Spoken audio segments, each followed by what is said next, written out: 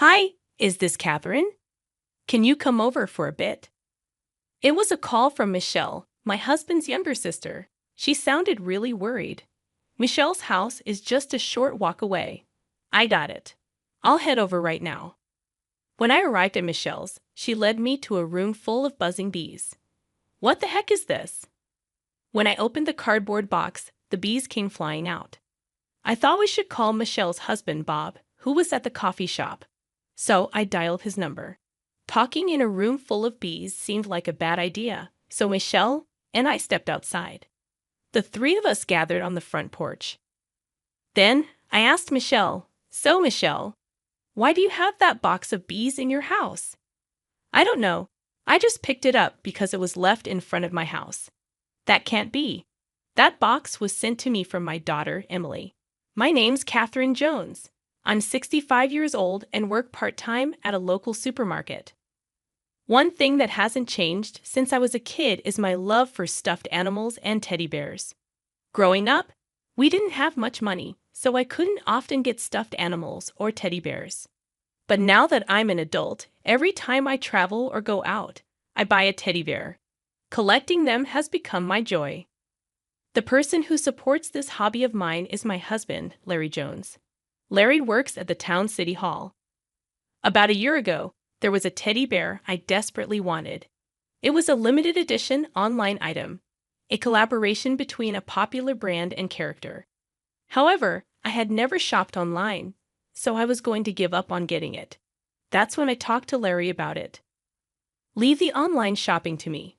We recently started ordering things online at my workplace." "Really?" "Yes. I'll order it for you." "Oh, Larry, you're always so reliable. Thank you."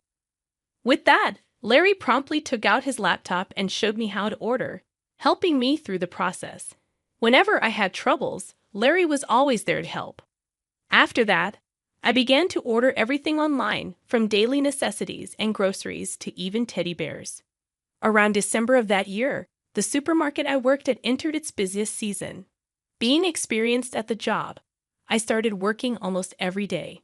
With this busy schedule, I had limited time to pick up items I'd ordered online. Larry was even busier. Because of this, I decided to reconsider how I received my deliveries. Recently, I learned that there's a way to have my packages left by the front door even if no one is home. They'd leave the package there. So from then on, I've primarily been using this service for my packages.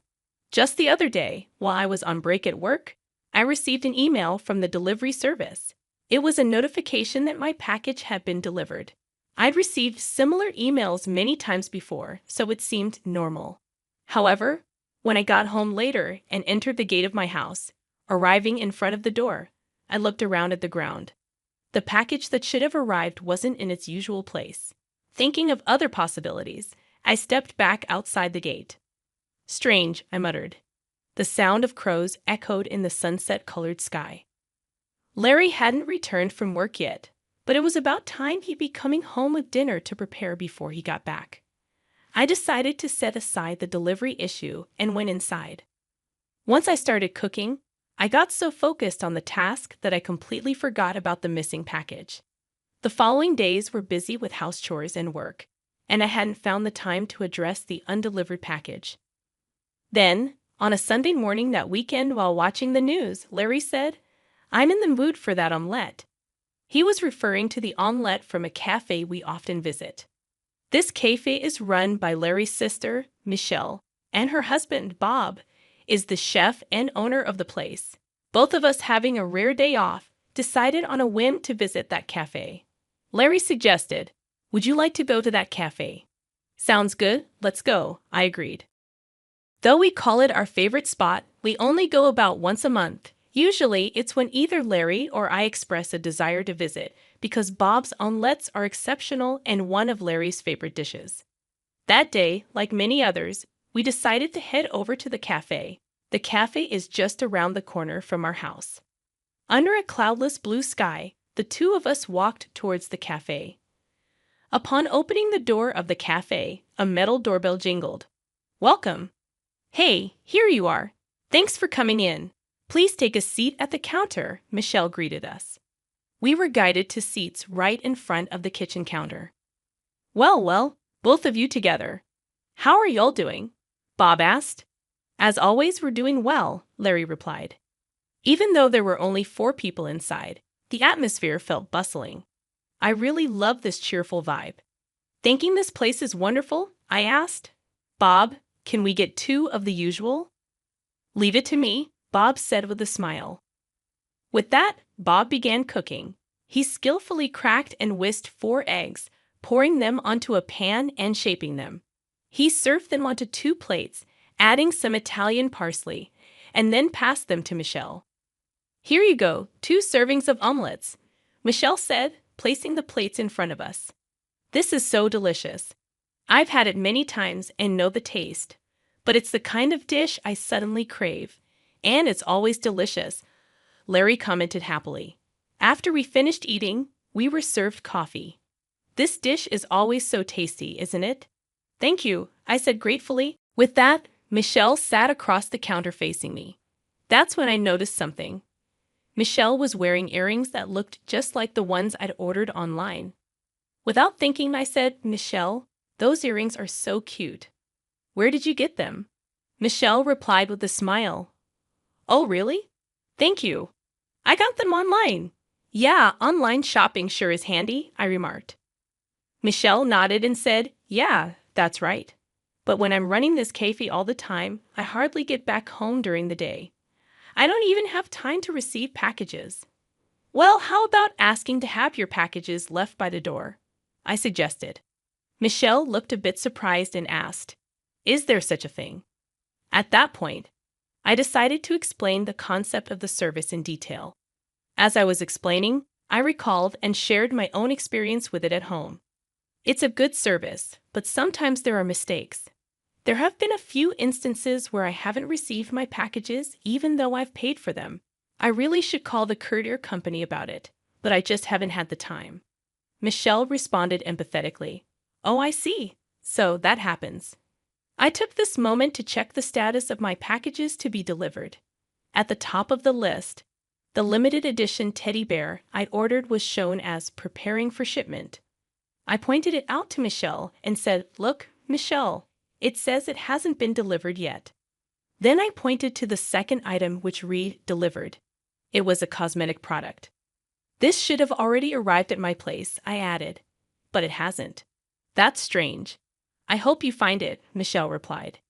At that moment, I looked over at Larry. Larry and his friends were having a different conversation, but soon they joined in on our topic. Well, guess we should just wait for it to be delivered someday, Larry said with a carefree smile. Larry's always been such a laid-back guy. He doesn't seem to take things too seriously. We continued our casual chat for a while before leaving the cafe. On the way home, I impulsively checked the delivery history on my smartphone. Nothing had changed. Most of the packages were marked as delivered. I wondered why it hadn't arrived and thought of various possible reasons. Maybe the local post office was holding it, or it got delivered to the wrong house. I was pretty sure no one in my neighborhood would just take a package left outside someone else's door. Right now, I was mostly concerned about whether that limited edition teddy bear would be delivered as promised. Whether or not I pursued the issue would depend on if that teddy bear arrived. That's what I was thinking to myself. 2 days had passed since I went to the coffee shop. Right after work, I eagerly checked my smartphone. At last, the delivery status of the limited edition teddy bear I had been longing for re-delivered. I quickly changed out of my work clothes and started to walk home faster. Once home, I looked for the package, but I couldn't find a box anywhere. I still hadn't figured out why the package hadn't arrived at my place, and I was getting pretty frustrated. Up until now, the only items that hadn't been delivered were cosmetics and condiments, so I wasn't in a rush. But this time was different. The teddy bear I had been eagerly waiting for, which was supposed to be part of my collection, hadn't arrived. I decided to get to the bottom of this. That evening, I talked to Larry.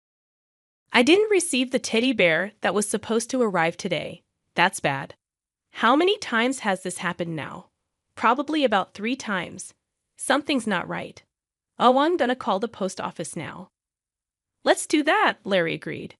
I called the nearest post office, but as expected, there was no good news. The delivery man answered the call. I can't find the package you said you left at the door. Really? I'm sure I left it right in front of your door. I thought maybe you still had it. What's going on? Well, there's a possibility someone stole it. You might want to file a police report, the delivery man suggested. Thanks, I'll think about it, I replied, feeling our spirits sink. For some reason, I felt sorry for the delivery man too. Even if I wanted to file a theft report, I didn't have any solid proof and I was hesitant. That's when Larry said, "Let's ask Emily, she might know a solution." Emily is our daughter who turned 40 this year. Now she's married and living in her husband's house, seemingly swamped with chores and work every day. Thinking it might be easier to discuss with my daughter Emily, I decided to ask her for advice. Hello, Emily. Hey, it's Emily? What's up? I've been having an issue for the past month. The packages I've been expecting haven't been arriving. I thoroughly explained to Emily the situation with the recent missing deliveries. Of course, I also mentioned that the delivery guy was certain he had dropped them off. That sounds like someone might be taking them, Emily suggested. I thought so too. What should I do? If your packages are being stolen every time, I've got an idea. She chuckled a bit and then came up with a wild suggestion. I'm going to send over a box of bees. If we leave it out for delivery, maybe we can catch the thief red-handed when they open it. What do you think? To be honest, the idea seemed way too bold, but it might be worth a try. Can you really do that? Don't worry about it. We have a huge swarm of bees back home, and this might just help us catch the culprit quickly. I was skeptical but hopeful, so I waited for the bee-filled package. A few days later, after work, I checked my phone and saw that the anticipated delivery had been made. When I got home, just like always, the package was nowhere to be found.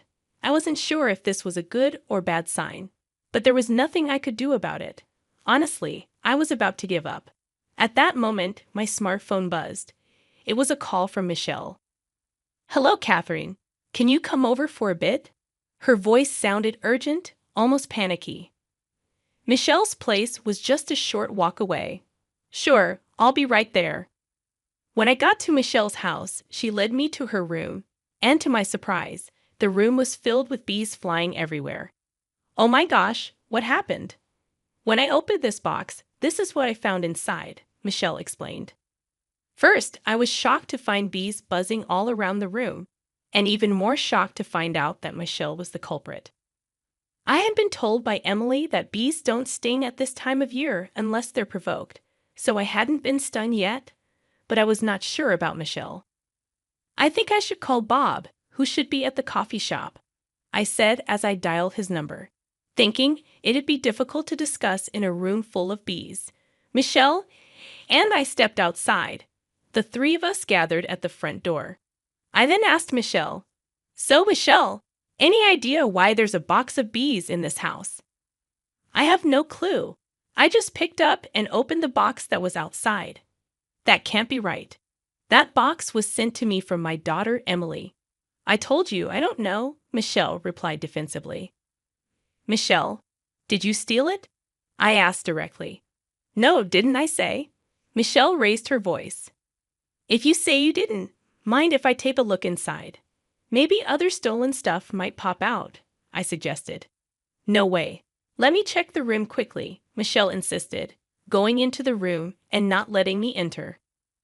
I had no choice but to wait outside. What's going on here? I had ordered to have my packages left by the front door, and it never arrived these days. I explained to Bob, possibly being stolen, and that's why she sent those bees. As I was explaining to Bob, we heard Michelle scream. She probably got stung by a bee in her panic. Michelle came out looking disheveled and said, "The room's a mess with those bees flying around, so I'd appreciate it if you'd head home for today." She indicated that she wouldn't be letting anyone in her room today because of the bees. Then an unfamiliar person approached us. It was a beekeeper named Oliver, a friend of Emily's living nearby. After a quick introduction, Oliver said, Emily asked me to help with the bee situation. Is it okay if I handle it here? Yes, please, I replied, relieved to have someone knowledgeable about bees to take care of the situation. So while Michelle was flustered, Bob and I let Oliver inside the house to handle the bee situation. While waiting for the bees to be collected, we continued talking outside. I guess we'll be able to check the room today, I said to Bob. But I've only got stuff I bought. There's no point in checking, Michelle suddenly asserted, probably intending to insist that everything in there was hers. 30 minutes later, Oliver completed collecting 900 honeybees. Shocked by the sheer number of bees, the three of us entered the room. I took a quick look around and then started searching every corner. To my surprise, I found daily necessities like fabric softener and cosmetics I had ordered scattered here and there. So, you've been taking all of these too, huh? No, I told you, Michelle denied. I showed her the order history on my phone that had those products listed. You still gonna deny this? Well, there's a chance we just bought the same things, right? Michelle tried to explain. I was slightly exasperated, but I didn't give up. I searched for that teddy bear, and near the edge of the sofa, I found a familiar-looking teddy bear. Is this teddy bear also one you bought? I asked Michelle. Yes, she replied. I knew this teddy bear was a limited edition, and each had its own serial number. So I checked the number for my teddy bear on my phone and compared it to the number on this one. Both had the same 5-digit number. This teddy bear is mine, Michelle. It has the same number. I showed it to Michelle and Bob. I didn't know modern stuffed animals could do that, Bob muttered. Michelle just sat on the sofa, looking down silently. So it was you who was stealing from her house every time? I confronted Michelle. Yes. Michelle's voice grew heavy. What did you take? You haven't been using them all this time, have you? I asked, frustrated. I used a bit of the toner and some imported seasonings, Michelle admitted. Why would you do something like that? I asked, more curious about her motive. I was out of money. The amount I was spending exceeded what I had, that's all, Michelle explained. But why spend so much? What did you spend it on? I pressed further. Well, Michelle's words faltered. Suddenly, Bob moved quickly and picked up a piece of paper that had fallen under the couch. Hey, what's this? Don't tell me you've been. Bob showed a piece of paper with numbers and an amount. I'm sorry, I got really into it, Michelle admitted tearfully. The paper Bob showed was a horse racing ticket.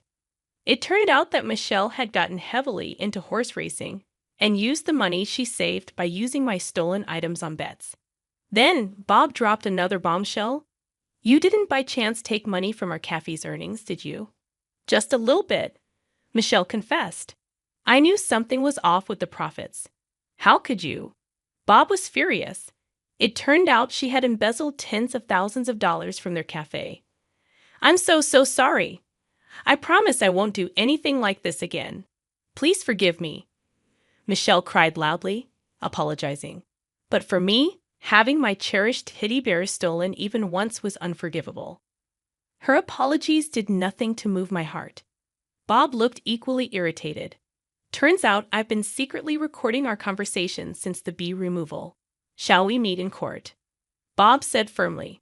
With solid evidence in hand, Bob and I decided to file a police report. Bob decided to get divorced from her after that. Charges of theft concerning my belongings and embezzlement in the course of her duties were brought against Michelle, and she was eventually arrested. We were satisfied with the outcome. Bob's cave hired part-time workers, and sales began to rise steadily. By the way, I was given the opportunity to become the part-time team leader there. Michelle got arrested, I heard, Larry mentioned. It's for the best. I'm better off without someone like her, I replied, feeling relieved. Surrounded by hard-working folks makes me much happier now, Larry agreed. Yes, let's keep up the good work, I smiled, feeling content. From then on, I started receiving packages left at my door. Of course, many new teddy bears joined my collection. Larry and I even went on trips to collect limited edition teddy bears from various places. And every day is blissful surrounded by all these teddy bears with Larry.